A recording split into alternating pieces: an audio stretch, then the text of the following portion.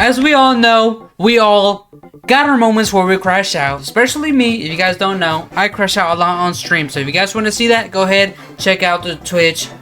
Link in the description. Today, we are watching Reasonable Crashouts 2 by Waves. Let's go. Lick your lips. Now stick your hand in that Kool-Aid. Just stick it in there. Now take your finger, just do this to the bottom one. Cover you indeed. I kiss you, you orange flavor. Yo! Ladies and gentlemen, welcome back to the next stage of Reasonable Crashouts. Since you might show mad love to the first video I made about this topic, it got me feeling a bit gassed that you enjoyed that video. So I decided to run it back with a part 2. I'm talking about the first time was so nice, I had to do it twice. I appreciate all of you that tapped into the first video, and trust me, this one's gonna go crazy. Today I can't wait to see the crash outs. Actions that we would all be doing in these situations. Let's see the crash outs. Things that would make our blood pressure spike, making us tap into our hidden rage, and basically making us tweak out like we the whole. And in Yo, this, have I ever crashed out this bad? I'm trying to think. Do I have videos or streams where I crashed out? Actually, I think I have crashed out. This is my old PS4 controller. I used to go crazy on them all, like playing Fortnite, all these type of games. I used to go through the low analog sticks all the time. Thanks, so I have crashed out before. This video, I'm gonna be discussing them for you guys and enlightening you to my wisdom. So without further introduction, let's jump right in, man. And we're beginning with one of the greatest leaders of all time, Optimus Prime. Yes, sir! Optimus Prime is one of the... Well, you used to go crazy on your controller. Okay, so what I mean by I used to go crazy on it, it's like I'd play a lot of competitive, basically. It's the only ways to really get your frustration out is either goon or you gotta hit some. I don't know. Every time this guy gives his final speech in the middle or the end of the movies, that shit would have me from completely doing Oh my god, I said this so many times. Usually in the mornings, I'm conked out till 3 p.m. But when Optimus starts speaking, I just jump out my bed, start doing shit. It's crazy. For me, it's backwards. Bay vs Optimus Prime is the literal definition of riding out for the man them. This man was taking to a whole new level and still on business in all these movies. I'm not gonna lie. Yo. I ain't joking. When it would get to the second half of all the Transformers. Oh, dude, this part of the movies. I remember I had to rewatch all the movies just to go see the Transformers 1. Or was it the one before that? The one with the soft reboot? Oh my god. Optimus Prime, he was crazy, bro. Movies, Optimus would waste no time and just start giving everybody serious work. And the craziest thing is, Optimus is so chill. Before any of the fights, he always upholds more of a calm and respectful demeanor, and seems like somebody who's the last person to Is get that the mad Grinch? anything. Did they try to sneak into Grinch? What is bro doing here? He gives the impression of being the guy who tells everybody else to calm down when they're mad. But instead of that, Optimus is the last person you want to mess with, fam. I'm telling you. So with that being said, let me give you a deep analysis. When they released that trailer for the 5th movie, before they did the soft reboots, I did ask that he was gonna kill Bumblebee, bro. He had me on tears. I'm like, yo, this is his man's. This is Bumblebee, bro. You know, don't kill him. In the second Transformers movie, it follows after the event of when Sam destroyed the cube when he killed Megatron in the first one. Megatron then gets revived by a shot of the Allspark and returns. And look at this ugly ass guy, Starscream. This guy was built too right, looking like a whole Dorito. This guy was ugly as hell, man. Megatron and the Fallen get to yapping and start plotting, saying they're gonna use Sam as bait to go ahead and murk Optimus. Then Megatron captures Sam, but the Autobots jump in there and just start finessing the Decepticons. Yeah, right here. Eventually escape this and get oh my god, it's the 3v1 right on his hip. And right after this, Optimus just starts going crazy. He starts beating the shit out of him. Bro. So he had to start pulling back. I started crying when I saw bro died. I used to watch this shit with AMVs. Y'all ever did that with Linkin Park AMVs? Is it just me? Giving everybody an S-tier awesome. I'm talking about bodies. The guy literally clawed a guy's face in half. This guy was a menace, man. But sadly, Megatron sneaks Optimus and just kills my man. And I was low-key crying at this because that shit was weak. That's what I'm saying. Never sneak no one, man. That's trash. Oh my god, Optimus. I was crying. But that didn't last long because my goal Optimus has been revived. And he was straight up aura farming as soon as he came back. Yo, he fused with Jetfire, becoming the most hardest character in Transformers low-key. Yo. You can tell from his face, Optimus was ready for that get back. And my man didn't waste any more time. Optimus started giving the Fallen an astronomical ass whipping. I'm talking about he literally tackled him off the pyramid. That shit was fire, bro. And ripped his face off completely. Moving like a whole Scooby-Doo reveal, fam. And just donuts him like he's one anime character. Oh no. Bro, why do you have to put Ace in there? Now I have trauma. And this definitely wasn't the worst crash out he's done. In the third movie, after Sentinel betrays him and kills Ironhide, rest in peace to my guy Ironhide, man. And bro, I hate the government in superhero movies because why were they trying to blame Optimus saying it's his fault when he didn't even know about it? Shut up, man. What are you talking about? So with the humans blaming the Autobots, Optimus and the rest of the Mandem decide to leave the world because they think if they go, the Decepticons are gonna go. And these dumbasses were more than wrong about that because in not even 5 seconds from this, the Decepticons just start doing a whole invasion on Chicago, fam. And they draw everything on Chicago. Movies. They're low-key useless, man. Like in Transformers, they're just straight haters. They always be complaining, but they also be riding these man, begging them to back them when they need them. Piss off, man. What are you talking about? And this isn't just in Transformers, it's a normal trope amongst oh my god. We're gonna talk about it another time, don't worry. So Optimus and the Mandem, Ross and bro, Ironhide was my goat. That's what I'm saying. Captain Ross in Marvels, he had me tight because it was the whole reason why Civil War even started, bro. He was the reason why my goats had to fight. Then pull up, and you can see in Optimus's face, this guy is pissed off, man. And I forgot to mention this, but after the humans send the Autobots into space, the Decepticons tried to kill them and blow them up. And since Optimus survived, bro was ready to get his revenge. He was even saying when he came back, he's gonna kill all the Decepticons. This guy stay back. Psycho, bro. And what happens next is one of the craziest moments in all of Transformers. You gotta spin back. Just enters the fight and absolutely starts finessing all the Decepticons, dismantling them completely. I'm talking about he's hitting a times 30 combo on them like this is Street Fighter or something. He's going mad. And this was really one of the most cinematic scenes in the whole franchise. This shit was low-key beautiful, I'm not gonna lie. I loved every scene of it. And just starts straight giving this guy this working and working on. And then it just goes on to a scene of Megatron. And I'm not gonna lie to you, man. Megatron was shook of Optimus the entire third movie. After Optimus finessed this guy completely in the second movie, he literally wore a cloak He said, I want no more fate. I learned my lesson. Please let me go. This is like when you fight your big brother. When y'all both grew up now, you got muscles and shit, and you're about to go fight your brother, and he still whoop your ass. This is the type of move you gotta pull. This right here, you gotta put on your hoodie and walk out. And shit, I would be too with the way Optimus doesn't play about getting revenge. I'm not gonna lie, he doesn't get back deviously. But somehow, Megatron gets convinced to back Optimus and starts helping him against Sentinel. Nah, this shit was tough. So he thought he could run the fade with Optimus. And in my chair, I was thinking, damn. I'm not gonna lie, I actually was not expecting Megatron to die like that. I honestly thought he was gonna finally switch back, but after watching Transformers 1, I learned my lesson. Just slices and splits Megatron completely, bruv, ending this whole man's career. And then Optimus just picks up his strap and double pumps Sentinel like it's Fortnite. 200 pump. Ends this man's whole existence, bro. Optimus just carried a common. Hell yeah, bro. Let's get it. And that was that. He literally just doesn't take anyone's shit. Optimus isn't your average type of heroic character. In the Bayverse movies, he doesn't follow the whole mercy idea most heroes live by instead. I would actually say Optimus just follows a mindset of doing whatever's necessary to protect humanity and the rest of the Autobots. Optimus has shown time and time again throughout the movies, he has no problem killing. See, I feel like this is the problem with the new heroes. I feel like there should be stories where even if they don't try to kill, they still end, like some villains still die, you know what I'm saying? Like with Tobey Maguire's Spider-Man, Venom and Eddie Brock, they ended up dying. Even though it was technically not his fault and he didn't really, Spider-Man doesn't really kill.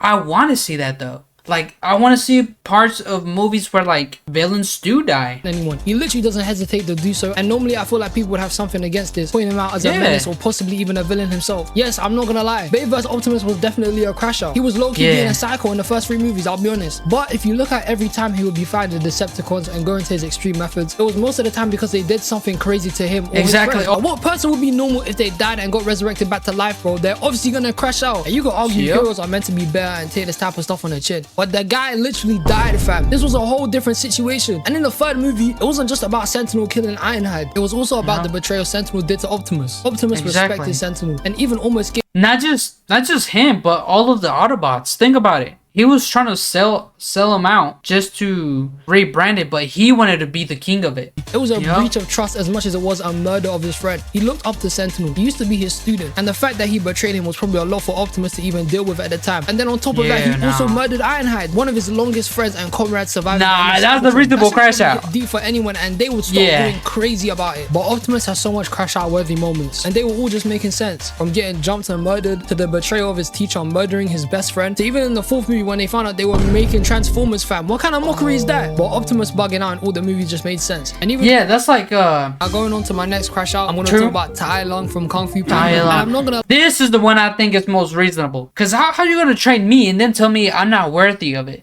or you see too much dark in me? homie, you trained me. They hold this man differently in the movie. As much as I think Paul was definitely meant to become the Dragon Warrior when he started finessing Tai Lung at the end of the movie, to even learning one of the most difficult and overpowered techniques they could learn, the Wuxi finger. But apart from that, there is no way in hell Tai Lung wasn't meant to become the Dragon Warrior. This guy was wrong, fam. I want you guys to picture it like this. From when you were just a little kid, you've been training, working hard, eating a certain way, sleeping early as hell, and dedicating your life to a certain goal. And the craziest thing about this is that it wasn't your goal. It was your dad's goal that he pushed on you because he saw that you had talent and promise. Fast forward from this, and now when the day has finally arrived for you to follow your destiny, you get shot down. And you know what? That's fine. Tai Lung got shot down by Oogway, and it happens, you know, it's part of life, you feel me? The most insane part about finding out he's not the Dragon Warrior was that later on in the movie when Tai Lung actually explained what happened, Shifu did not back Tai Lung at all. He didn't say nothing about his training, he didn't say nothing about his promise, he didn't even say anything about him in general. He just turned his back on him, fam. Imagine that. Imagine your own dad turning his back on you because somebody else couldn't see what you could do. What the hell? Nah, I'd lucky get tied. This is a reasonable crash. What are we talking about here? No wonder he crashed out, bro, because I would too. I'm not gonna lie. The revelation this gave me when I watched the movie was that I realized Shifu was dead wrong for this. Bro was glazing Oogway differently here. That he took his side over his own glazing Oogway to the max. This is what people do with LeBron now and Kendrick and Drake. Shifu just saw him beat the shit out of a bag and was just thinking this guy would be a legend one day. This is like African parents at parent-teacher talks only caring about mathematics and nothing else. I like science, you know. I like mixing chemicals and shit like I'm Walter White. What the hell, man? Tai Lung just being a complete menace the entire movie after this whole interaction just made a whole lot of sense. The whole entire scrap he had against Shifu when he came over to him was us just really learning that Shifu was dead wrong for what he did to Tai Lung. The entire fight, he was just vented to this man saying shit like this. Who filled my head with dreams? Who drove me to train until my bones cracked? Who denied me my destiny? And during this fight, there's even more moments that make you realize that Shifu was a straight bozo to Tai Lung. Like when Tai Lung shares that all he ever wanted to do for Shifu was to make him proud. That's why in the first flashback Tiger shares to Paul about Tai Lung, as soon as he kicks the bag, you can see the first thing that he tried to do straight away was just look at Shifu so he could get his reaction. He just wanted Shifu to acknowledge him and give him attention like any kid. Nah, the more I think about it is, damn, this shit low-key sound the same as my life. I'm not gonna lie. I may be like Tai Lung, I don't even know this is my dream. Pushing the Dragon Warrior ideology on him even more. Tai Lung has to be the most misunderstood villain in all the Kung Fu Panda movies. Honestly, the guy was lied to, betrayed by the only person he wanted validation from to be Bell. And the fact that he sided with Oogway and didn't even say anything to Tai Lung was real crazy, fam. I'm not gonna lie. And then they just decided to chuck him into prison to stop him from getting a scroll which had nothing on it. That's peak, fam. I'm not gonna lie. Exactly. To me, at least, I don't even see Tai Lung as a villain. I see him as more of a broken person rather than. I was gonna say that. He's more of a broken character. Like when he escaped prison and absolutely beat the shit out of everyone there. Oh to my when he just God, bro. dismantled the entire Furious 5. As much as these are bad moments to hold against Tai Lung, remember what originally even caused Tai Lung to do this in the first place, my people. It was At the end Shifu. of the day, Shifu's the reason why this guy's like this. And if you ask me, Tai Lung ain't a villain. He's just a guy with issues, man, I'll be honest. And now this brings me to the final crash out of this video. And the person I'm about to bring up has to be one of the most relatable people of all time. His crash out was so justified that I truly believe that this guy had one of the most tragic moments in all of fiction, fam. This shit low-key was making me feel sorry for this guy, bro. But without further yapping, let me introduce the final crash out of the video. Ken from the B movie. Oh and I'm gonna just cut this shit and get straight to it. Ken, how the hell are you gonna tell me your own girl went with the B? Nah, that shit got me crashing out too. I'm not gonna lie, I'm crashing out. was right the entire movie. There is no way in hell that the movie really tried to paint him as the bad guy when Barry literally destroyed his relationship. Barry is just a B, fam. His girlfriend literally broke up with him for a B, bro. Ken was the only character in the movie actually questioning and being weirded out by Barry. Everybody else was somehow okay with seeing and hearing a talk and be acting like that's normal. But somehow Ken was being painted as the crazy one in the movie. I'm not gonna lie though, Vanessa was bad. Especially that scene with the dream sequence. Oh boy, that's when I started beating my shit. I'm not gonna lie. When I first watched this movie as a kid, I obviously fell for the trap believing Ken was the villain of the movie as he tried to kill Barry. I was just moving mad sus of him the entire movie. But as me too, I'm not gonna lie. Has developed, I can't feel anything but sorry for this guy because he was the only normal person in the movie. The guy literally got... I feel like that's what happens with a lot of movies, like a lot of shows that we watch. As a kid to now. Like if we rewatch a SpongeBob episode, it's probably gonna have something that we didn't understand until now. Truth be told though, I think their relationship was failing already. But that's beside the point because it's the fact that his girlfriend took Barry's side more than his own. And the guy is literally allergic to bees. And she still took Barry's side. That shit is mind-boggling, bro. I'm not gonna lie to you. And Ken isn't allergic like you get a whole rash on your arm type of shit from bees. The guy is deathly allergic to bees. He could have died if he stung him, fam. And she was out here having a whole dinner with Barry as well. And Barry was sitting on his chair, fam. I'll be tweaking there as well. I'm not gonna lie. Imagine you had a whole long day at work, having a whole 12-hour shift, back-breaking hours, and you come Nah, that's understandable. Now I can understand. I'm not gonna lie, Barry. You gotta chill out. home to a nice cooked meal and all you see is your partner eating with a bee, bro. I'm not gonna lie to you, man. If I saw this, I'm gonna sign out of life, bro. I swear down. And I love the whole story of the bee movie of how Barry was trying to get rid of exploitation of bees for honey. But that whole thing didn't matter because they all gave them honey at the end of the movie anyway. Ken was the only sane person in the entire movie actually making sense. And DreamWorks really tried to make us think that he's really the bad guy. When we all know if we were in the same position as Ken to be talking bee in the space of kill them all like we would all be crashing out and going crazy. Be for real, man. But in conclusion, Ken was right the whole movie, bro. Ken was right. But we at the end of the video, and these were some more crash outs I had. If you lot got any more crash outs or even disagree with the ones I mentioned in this video, write them down below so I can see the different ones you man got. But I appreciate all you man that stayed to the end of the video. I hope you man have a blessed day, and I'll see you in the next one. Peace. Alright guys, well that seems to be the end of the video. Let me know in the comments like how he was saying. Comment down below and let me know any reasonable crash outs you guys have that I haven't heard of, because I'm really interested. I wanna get mad. I wanna feel the crash out. Anyways, if you guys enjoyed, make sure you guys drop a like and subscribe. And without further ado, I'm gonna see you guys in the next video. Take care, everybody.